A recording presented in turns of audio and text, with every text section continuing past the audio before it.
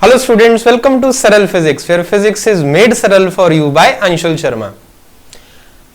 सभी बच्चों को अगर एक क्वेश्चन पूछा जाए कि what is potential energy, class 9th से लेके 11th तक या मैक्सिमम जो स्टूडेंट्स हैं, what answer they will give. मैं बोलता हूं कि एक मास m है, h हाइट पे रखा हुआ है from the surface of the earth, what is its potential energy, what the answer will come, what you will answer, बताओ। यस राइट, mgh, बिकॉज हमें यही सिखाया जाता है potential energy is mgh।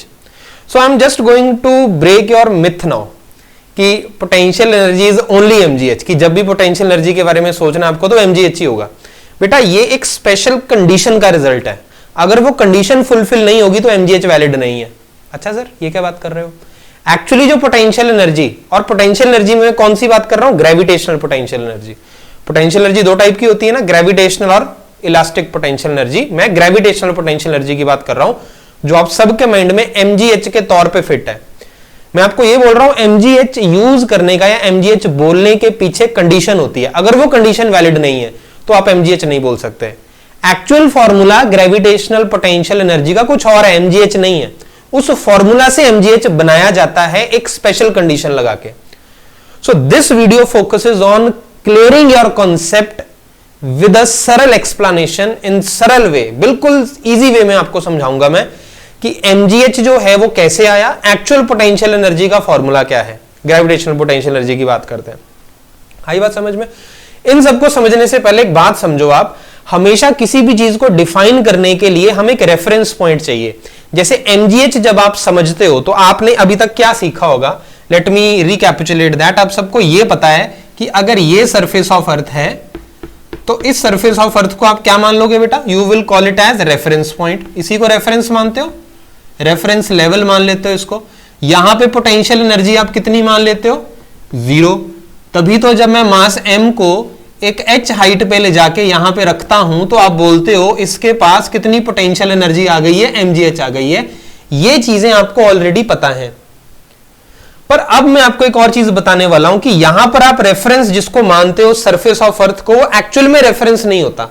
Reference हम जब ग्रेविटेशनल पोटेंशियल एनर्जी को study करते हैं, एनालाइज करते हैं, तो हम रेफरेंस किसको मानते हैं, इंफिनिटी। अब ये इंफिनिटी क्या है, इंफिनिटी मींस बहुत दूर, हमें भी नहीं पता कहां पे। इंफिनिटी हमने अपने एनालिसिस को इजी करने के लिए कॉन्सेप्ट बनाया है। इंफिनिटी मींस बहुत दूर, एंडलेस, नो बाउंड्री, अनंत काल समझते हो ना आप जिसको, मतलब बिल्कुल एंड पे जाके, आई डोंट नो कहां पे है, किसी को नहीं पता इन्फिनिटी कहां पे है। वहां पे पोटेंशियल एनर्जी हमने क्या मान ली, 0। जस्ट लाइक यहां पे आपने रेफरेंस लेवल पे आज तक जैसे पोटेंशियल एनर्जी को 0 माना है। और मैं आपको बताऊं ये चीज गलत नहीं है, ये एक्चुअली जो हमारी डेली प्रैक्टिकल प्रॉब्लम्स होती है ना, प्रैक्टिकल जो हमारी डेली लाइफ प्रॉब्लम्स होती हैं, उनको सॉल्व करने के लिए, उनको एनालाइज करने के लिए ये परफेक्ट है। अब आप सोचो जरा, जो आज तक आपने पोटेंशियल एनर्जी के न्यूमेरिकल्स किए हैं उनमें क्या डेटा आपको दिया जाता था। An object is placed on the surface of the earth, its mass is 10 kg, it is taken to a height of 20 meters, it is taken to a height of 100 meters, it is taken to a height of 500 meters। तो इन सारी Heights के लिए कौन सा formula valid है, mgh। अब अगर आपको यह बोल दिया जाए कि एक ऑब्जेक्ट सरफेस ऑफ अर्थ से 15,000 किलोमीटर ऊपर है, then will you again apply this mgh and answer that question? No, certainly not, that is wrong। आप ऐसे नहीं कर सकते। अगर मैं बोलता हूं एक मास अर्थ के सरफेस से 15,000 किलोमीटर ऊपर है तो आप मास m की वैल्यू पुट करो, g की, और h को 15,000 पुट कर दो और आंसर बता दो। भाई गलत है वो, उसमें नहीं कर सकते। यही तो मैं आपको बोल रहा हूं, स्पेशल कंडीशन है एक जिसके लिए आप, जिसको यूज करके आप mgh का यूज कर पाते हो, उस पे मैं आता हूं अभी। तो एक बात समझ लो, mgh is always not valid, but जो मैं आपको फॉर्मूला बताने वाला हूं it is always valid, gravitational potential energy. और उसको समझने के लिए इंफिनिटी का कॉन्सेप्ट हमने इंट्रोड्यूस किया। तो हमने रेफरेंस पॉइंट किसको माना है, इंफिनिटी को, जहां पर just like this reference potential energy actual में कितनी हमने मानी, 0 मानी। तो जब हम इंफिनिटी से अर्थ की तरफ आना स्टार्ट हुए तो पोटेंशियल एनर्जी नेगेटिव में आना स्टार्ट हुई, नेगेटिव होना स्टार्ट हुई। मतलब अर्थ की तरफ आ रही हो, नेगेटिव हो रही है, और नेगेटिव हो रही है, और नेगेटिव हो रही है, और नेगेटिव हो रही है। मतलब more you come towards the earth, more negative it gets. अब इस नेगेटिव को समझने के लिए डेरिवेशन भी है हमारे पास, इस नेगेटिव को समझने के लिए हमारे पास कॉन्सेप्ट भी है। मैं दोनों चीजों से आपको इसके बारे में बताता हूं, फिर मैं फाइनली मैंने आज आपको एमजीएच यहां पे बताना है कि एमजीएच जो है एक्चुअल में ये आया कहां से और कहां कहां पे ये वैलिड होता है। पर उससे पहले मैं थोड़ा सा आपको बता देता हूं। जैसे मान लो this is my infinity, infinity का ये साइन होता है और इंफिनिटी पे हम मान रहे हैं पोटेंशियल एनर्जी हमारी क्या है, 0 है। क्लियर है। अब मैं आपको थोड़ा डेरिवेशन पॉइंट ऑफ व्यू से बताता हूं, जो आपको बुक्स में मिलेगी उसको भी डिस्कस कर लेते हैं। आपने क्या किया, यहां पर एक सोर्स मास है, सोर्स मास समझते हो, मींस अर्थ, कोई भी हो सकता है सोर्स मास, मून भी हो सकता है, सन भी हो सकता है, कोई भी हो सकता है, ठीक है। This is your source mass, this is your capital M, और आप इंफिनिटी से एक स्मॉल एम मास को लेकर आए और वो मास एम यहां पर सिचुएटेड है, कितने डिस्टेंस पे, आर पे। मतलब आप उसको कहां से कहां लेकर गए, सेंटर से यहां तक का डिस्टेंस कितना था, इंफिनिटी, सेंटर से यहां तक का डिस्टेंस कितना है, आर। तो अगर आपसे कोई पूछे मास एम को आप कहां से कहां लेकर आए, तो आप बोलोगे इंफिनिटी से आर तक लेकर आए। पहला पॉइंट ये है। अब अगर मैं इसको हल्का सा dx मूव करवाना चाहूं तो small amount of work done जो मुझे करना पड़ेगा that will be dw is equal to F dx। आई बात समझ में। तो यहां पर जो F है वो हमारी अट्रैक्टिव फोर्स है। अट्रैक्ट कौन कर रहा है इसको, ग्रेविटेशनल फोर्स। F मेरी अट्रैक्टिव फोर्स है और वो अट्रैक्टिव फोर्स की डायरेक्शन क्या है, इस डायरेक्शन में लग रहा है वो F अट्रैक्टिव फोर्स। और मुझे बताओ जो dx मैंने मूव करवाया है वो भी इसी डायरेक्शन में मैंने dx मूव करवाया है, तो F और dx सेम डायरेक्शन में है, तो वर्क डन यहां पर हम लेंगे F dx cos 0 डिग्री, वो F dx ही आएगा, इंटू cos 0 डिग्री करेंगे तो मैंने वही लिया, ठीक है। तो अब मेरे को अगर टोटल वर्क डन निकालना, मैं दोनों साइड क्या कर दूंगा, इंटीग्रेट कर दूंगा, dw is equal to integration of f dx। और ये मेरा dx जो x है मेरा, वो कहां से कहां चला, इंफिनिटी से r तक लेकर आया हूं ना मैं, तो यहां पर मैं लिमिट्स डाल देता हूं, इंफिनिटी टू r, और वर्क डन dw का जो होगा 0 टू w, तो यहां पर मेरा वर्क डन टोटल आ गया that is infinity to R. F का एक्सप्रेशन आप सबको पता है, ग्रेविटेशनल फोर्स का gmm upon that is x square dx। मतलब जब मैंने इसको dx डिस्टेंस मूव किया तो एक्चुअली ये x पे था, x कोई भी रैंडम बीच में डिस्टेंस आप मान लो कि ये x पर सिचुएटेड है, x से इस साइड में आपको अगर dx मूव करना है तो इतना वर्क डन करना पड़ेगा। एक्चुअली में लिमिट्स आप कहां से कहां तक चेक करना चाहते हो, इंफिनिटी से r तक। स्टैंडर्ड ऑपरेशन है ये जो हम करते हैं, वो मैं आपको समझा रहा हूं। इसको आप सॉल्व करेंगे, gmm बाहर निकालो, तीनों कांस्टेंट है, 1/x स्क्वायर की डिफरेंशिएशन होती है -1/x, और उसका जो माइनस है वो मैं बाहर पहले ही निकाल रहा हूं यहां पे, तो अंदर बचेगा 1/x। आई बात समझ में। इंफिनिटी से लेकर r तक वैल्यूज पुट कर दो यहां पे, that will B -gmm 1/r -1/इंफिनिटी। तो यहां से क्या निकल के आया आपका, वर्क डन जो किया आपने दैट इज -gmm 1/r -0, तो दैट विल बी -gmm/r। और ये जो वर्क डन आपने किया ये इस बॉडी की क्या बन जाएगा, पोटेंशियल एनर्जी बन जाएगा U। किस पॉइंट पे, E पॉइंट पे, इस पॉइंट पे, R डिस्टेंस पे। तो अगर आपसे कोई पूछे अगर सेंटर ऑफ अर्थ से कोई R डिस्टेंस पर एक मास ऑब्जेक्ट प्रेजेंट है, object of mass m present है, तो उसकी ग्रेविटेशनल पोटेंशियल एनर्जी कितनी होगी, -gmm/r। तो पहला पॉइंट आप ये समझ लो, एक्चुअल जो ग्रेविटेशनल पोटेंशियल एनर्जी का एक्सप्रेशन है बेटा वो ये है -gmm/r, mgh नहीं है, mgh तक मैं अभी लेके जाऊंगा आपको। चलो ये तो स्टैंडर्ड ऑपरेटिंग प्रोसीजर है जो हर बुक में आपको दिया जाता है स्टैंडर्ड डेफिनेशन के तौर पे। अब इस माइनस को समझने का एक और तरीका है हमारे पास, वो क्या तरीका है, तरीका बेटा ये है कि जब आप एक्चुअली इस मास m को अगर मान लो फ्री छोड़ दोगे तो ये मास m अपने आप इधर को आना स्टार्ट करेगा अर्थ की तरफ। क्यों, क्योंकि gravitational force is always attractive. अब मान लो आपको इस मास m को इस r डिस्टेंस पे पकड़ के रखना है, तो आप बताओ कि इस मास m पे किस डायरेक्शन में फोर्स लगाओगे ताकि ये यहीं पर रहे। खुला छोड़ोगे तो ऑटोमेटिकली इधर जाना स्टार्ट करेगा। पर आप उसको यहीं पे रखना चाहते हो तो ऑब्वियसली पीछे खींच के रखोगे। तो फोर्स इधर को, डिस्प्लेसमेंट इधर को। बात आ रही है समझ में? मतलब जब यहां से यहां तक आप इसको लेकर आए हो तो आपने फोर्स हमेशा पीछे लगा के रखी ताकि ये अपने आप इतना ज्यादा आगे ना चला जाए, वहीं तक पहुंचे। और डिस्प्लेसमेंट हमेशा, तो कितना वर्क हुआ? नेगेटिव वर्क किया आपने। तो जितना आपने नेगेटिव वर्क यहां पे किया वो यहां पे आके उसकी क्या बन गया? Potential energy.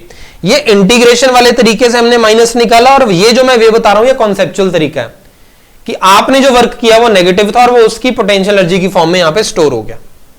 तो जितना आप इंफिनिटी से अर्थ की तरफ को आते जाओगे उतना ज्यादा नेगेटिव होता जाएगा। आ गई बात समझ में? एक और वे है इस नेगेटिव को समझने का। नेगेटिव जो हमें बताता है वो ये बताता है कि किसी चीज की कमी है, बाउंडेशन। Negative also tells you about the, negative sign किस चीज के बारे में बताता है आपको? बाउंडेशन। क्या मतलब हुआ इसका बाउंडेशन का? इसका मतलब है इस माइनस की वजह से ये मास m मजबूर है यहां पे रहने के लिए। फॉर एग्जाम्पल मैं इसकी वैल्यू ले लेता हूं कि इसको हमने सॉल्व किया, इसकी वैल्यू आई, एग्जाम्पल ले लो, एग्जाम्पल लो, इसकी वैल्यू आई मान लो -80 जूल्स। एग्जाम्पल ले रहा हूं बस, -80 जूल वैल्यू आई इस पोजीशन पे। तो ये जो -80 जूल्स में ये जो माइनस है ना, वो इस मास m की मजबूरी बता रहा है कि वो यहां पे रहने के लिए मजबूर है। तो इसकी मजबूरी खत्म कर दो। कैसे खत्म करोगे? इसको +80 जूल्स एनर्जी दे दो, टोटल कितनी हो जाएगी? 0। ये निकल लेगा इन्फिनिटी पे। तो माइनस आपको बाउंडेशन के बारे में भी बताता है कि ये बाउंडेड है अर्थ से। तो ये 2-3 वेज हैं इस एक्सप्रेशन को समझने के लिए। ठीक है जी, चलो अब आगे बढ़ते हैं।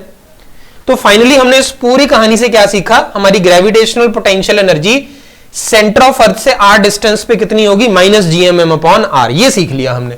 अब आगे चलते हैं, स्टेप बाय स्टेप चलेंगे। चलो जी, तो हमने एक बात ये सीख ली कि अगर ये मेरा अर्थ है, मान लो दिस इज माय अर्थ, ये अर्थ का सेंटर है, अर्थ का मास M है, अर्थ के सेंटर से r डिस्टेंस पे एक मास हमने रखा है m, तो उसकी जो पोटेंशियल एनर्जी होगी that will B -gmm/r। g universal gravitational constant, m mass of earth, m is the mass of that object, r है उसके अर्थ के सेंटर से उस मास का डिस्टेंस। इतनी बात आ गई आपको समझ में? चलो जी, अब क्या करेंगे? अब मैं एक और डायग्राम बनाता हूं अर्थ का, और इसमें मैं 2 लोकेशंस लूंगा। एक लोकेशन लूंगा मैं इसमें, चलो कलर अलग कर देते हैं। एक लोकेशन मैंने ली ये 1, और एक लोकेशन मैंने यहां पे ली दैट इज 2। आई बात समझ में? 1 लोकेशन का जो डिस्टेंस है सेंटर ऑफ अर्थ से वो कितना होगा? रेडियस ऑफ अर्थ जितना, R। और ये जो है इसको मैंने माना है हाइट को h है, सरफेस ऑफ अर्थ से h हाइट है। तो ये 2 का सेंटर से टोटल डिस्टेंस कितना हो जाएगा? That will B r+h। आ रहा है? आसानी से आ रहा है समझ में? चलो जी, अब आगे देखते हैं। पोटेंशियल एनर्जी एट 1, क्या लिखोगे आप उसको? 1 पे पोटेंशियल एनर्जी इस फॉर्मूला के हिसाब say that will B -gmm/R। बिल्कुल सही बात है। U2 क्या लिखोगे? -gmm/R+h। U1 आपको यहां पर ग्रेविटेशनल पोटेंशियल एनर्जी बता रहा है, U2 आपको यहां पर ग्रेविटेशनल पोटेंशियल एनर्जी बता रहा है। मैं इन दोनों का डिफरेंस निकालने वाला हूं 2 और 1 का। U2 minus U1 will be equal to -gmm/R+h minus -gmm/R। तो इसमें आप क्या करेंगे? gmm/R को, gmm को आप बाहर ले लो, अंदर बचेगा आपका -1/R+h +1/R। आई बात समझ में? तो आप अब इसका क्या करेंगे, you will take the LCM GMM upon R into R plus H बनेगा यहां पे, और ऊपर क्या बनेगा, minus R plus R plus H, R से R गया तो यह बना आपका GMMH upon R into R plus H। Sir ये तो बहुत ही खतरनाक सा एक्सप्रेशन बना दिया आपने, डेल्टा U है, U2 माइनस U1। कोई बात नहीं, इसको सिंप्लीफाई कर देते हैं, टेंशन क्यों ले रहे हो। चलो जी, यहां पे मैं इसको रब कर देता हूं ताकि यहां पे मैं लिख पाऊं। अब सुनना मेरी बात ध्यान से, क्या आपको वो एक्सप्रेशन याद है एक्सेलरेशन ड्यू टू ग्रेविटी का, G is equal to GM/R² on the surface of the earth, acceleration due to gravity कितनी होती है। तो क्या मैं यहां से बोल सकता हूं कि मेरा जो GR² है वो GM के इक्वल है, मींस जहां पे GM दिखेगा वहां पे आप GR² पुट कर सकते हो। यहां पे कहीं GM दिख रहा है, यहां दिख रहा है, तो इसको GR² पुट कर देते हैं। चलो जी, तो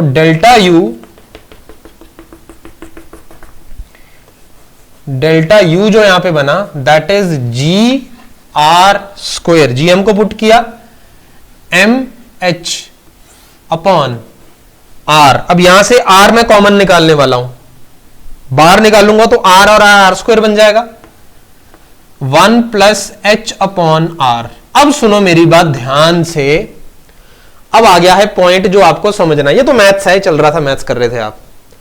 अब बेटा अब ध्यान से समझना मेरी बात, मैं क्या बोलने वाला हूं। कंडीशन क्या है, H is very very less as compare to R। ये कंडीशन है, स्टार लगा रहा हूं मैं इस पे, स्पेशल कंडीशन जिसकी मैं बात कर रहा था। मतलब ये जितनी हाइट H पर मैं गया हूं सरफेस ऑफ अर्थ से, वो रेडियस ऑफ अर्थ के कंपैरिजन में बहुत कम है। मतलब अगर मेरा रेडियस ऑफ अर्थ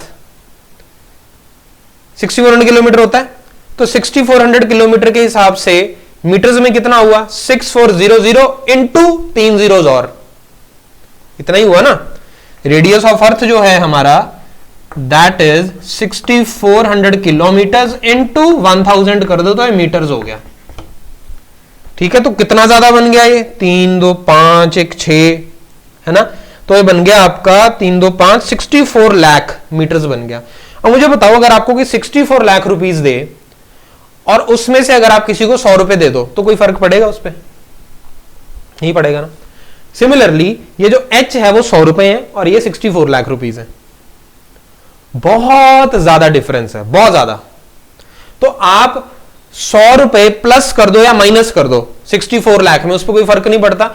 ऐसे आपने समझना है कि जो H है वो R के कंपैरिजन में इतना कम है कि आप H को निगलेक्ट कर सकते हो, ऐसे समझ लो। या इस एक्सप्रेशन में देखो इसका यूज कैसे होगा, अगर H R से बहुत ज्यादा कम है तो H अपॉन R को आप निगलेक्ट कर सकते हो, क्योंकि H अपॉन R 0 के क्लोज होगा। H अपॉन R की जो वैल्यू आएगी वो 0 के बहुत क्लोज आएगी, अप्रोक्सीमेटली 0 मान सकते हो आप उसको, क्योंकि H R से बहुत ज्यादा कम है। तो क्या बना यहां पे हमारा, अब यहीं पे लिख देता हूं, दिस इज, इसको मैं कर सकता हूं कैंसिल, खत्म कर देते हैं, इसको 0 मान लेंगे। 1 प्लस 0 इज 1, तो ये बना हमारा GR² MH अपॉन R², ये गया तो क्या बचा, GMH बन गया, MGH बन गया जी, MGH जिसको आप आज तक लर्न करते हुए आए हो, ऐसे आता है वो MGH। क्या कंडीशन लगाई आपने, ये वाली बोल रहा था मैं आपको। अब याद करो लेक्चर के स्टार्टिंग में मैंने आपको क्या बोला था, अगर आपको कोई बोले कि आप अपनी बॉडी को 15,000 किलोमीटर आपने ऊपर रख दिया तो आप उसके पास कितनी पोटेंशियल एनर्जी होगी, तो क्या आप ये MGH लगा सकते हो उसमें, क्योंकि MGH तक पहुंचने के लिए आपने क्या कंडीशन लगाई है, H is very very less than R।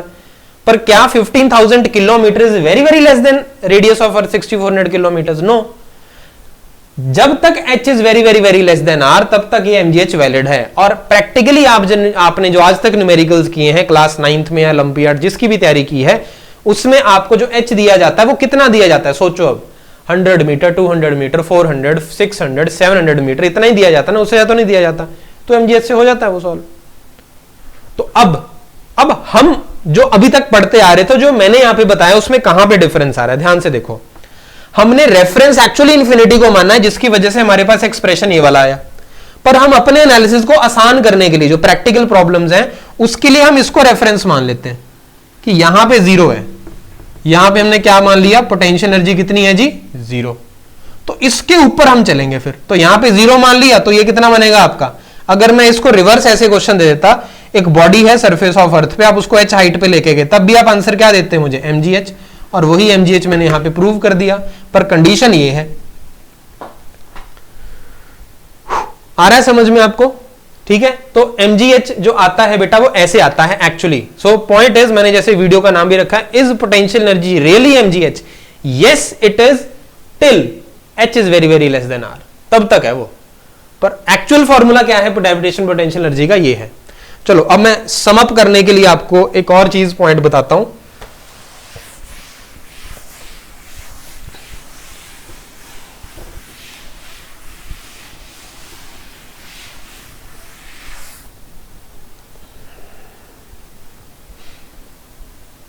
ये सरफेस ऑफ अर्थ, यहां पे एक ऑब्जेक्ट को रखा, यहां पे इसकी पोटेंशियल एनर्जी जीरो, फिर मैं यहां लेके गया इसको, फिर उसके बाद हम इसको और ऊपर लेकर गए, ये पोजीशन 1 है, ये 2 है, ये 3 है। जैसे जैसे मैं ऊपर जा रहा हूं, वैसे वैसे पोटेंशियल एनर्जी क्या कर रही है, इंक्रीज कर रही है। ये तो पता ही है आप सभी को, ठीक है। दूसरी बात, दिस इज प्लैनेट अर्थ, ठीक है, ऐसे। अब ये मेरा इंफिनिटी है ऊपर, जहां पे मेरी पोटेंशियल एनर्जी क्या है, जीरो, इसी को रेफरेंस माना था ना हमने, और मैं जितना यहां पे आ रहा हूं उतना नेगेटिव होता जा रहा है, मतलब जितना अर्थ के क्लोज होगा उतना ज्यादा नेगेटिव होगा। अब मैं इसको वैल्यूज लेके समझाता हूं। मान लो मैं इंफिनिटी से इधर आया, यहां इस पॉइंट पे, यहां पे मेरी एनर्जी हो गई -20 जूल, यहां पे आया तो हो गई -40 जूल, यहां पे आया तो -80 जूल, यहां पे आया तो -100 जूल, ठीक है। यहां पर जब मैं अर्थ के सरफेस से दूर जा रहा हूं तो पोटेंशियल एनर्जी इंक्रीज कर रही है, यहां पे आप अर्थ के सरफेस से दूर जाओ तो क्या पोटेंशियल एनर्जी इंक्रीज कर रही है, बिल्कुल यहां भी इंक्रीज ही तो कर रही है, यहां भी तो इंक्रीज कर रही है। अरे कोई चीज -100 है, उसको 0 तक कैसे लेके जाओगे आप, उसमें ऐड करते रहोगे ना, तो -100 से -20 कैसे गए, -100 से -80 कैसे गए, +20 करके, -40 पे कैसे गए, +40 करके, -20 पे कैसे गए, +20 करके, -20 से 0 कैसे गया, +20 करके। मतलब जैसे जैसे यहां से भी ऊपर जा रहे हो पोटेंशियल एनर्जी बढ़ रही है। तो बेसिक फंडा तो दोनों में सेम है कि पोटेंशियल एनर्जी जब आप सरफेस ऑफ अर्थ से दूर जाते हो तो बढ़ती है, यहां भी तो दूर ही जा रहे हो तो बढ़ रही है। बस समझने का तरीका अलग है कि हमारा जो इंफिनिटी पे पोटेंशियल एनर्जी हमने 0 माननी, तो इधर आएंगे तो ज्यादा नेगेटिव होती जाएगी। तो क्या सीखा आपने पूरी वीडियो से, कि पोटेंशियल एनर्जी का जो फॉर्मूला है वो एक्चुअली आपका -Gmm/r होता है। ये मास्टर फॉर्मूला है जो हर जगह वैलिड है। पर पोटेंशियल एनर्जी का जो फॉर्मूला mgh आपने जो आज तक याद किया हुआ था, वो वहीं पे वैलिड है जब तक आपकी ये कंडीशन फुलफिल हो रही है, h is very very less than r। जैसे ये कंडीशन वायलेट हुई, आप ये नहीं लगा सकते हो। तो जब भी आपसे कोई ये पूछे पोटेंशियल एनर्जी बताओ एट अ गिवन हाइट, तो आपको ये पूछना है हाइट बताओ, और चेक करना है क्या आप उसको इस r के कंपैरिजन में निगलेक्ट कर पा रहे हो। 6.4 इंटू 10⁶ मीटर्स, 64 लाख, मोटा मोटा बता रहा हूं तुम्हें, 64 लाख मीटर्स के कंपैरिजन में अगर आपका एच निगलेक्ट हो रहा है, तब आप एकदम बिंदास यूज करो mgh, अदरवाइज आप नहीं कर सकते हो इसको यूज। आई होप आपको समझ में आ गया है। And this concept clarity is really very very important for your preparation for your olympiad, JEE exams and NEET exams. Again this is my series for सरल explanation of tricky topics. If you want any topic to be discussed, tell me in the comment section, मैं उसको बिल्कुल सरल वे में आपके लिए लेके आऊंगा and present that. I hope ये mgh वाला कॉन्सेप्ट अब आप नहीं भूलेंगे in your whole life now, and I'll see you in the next video. Till then, keep revising, stay safe, thank you.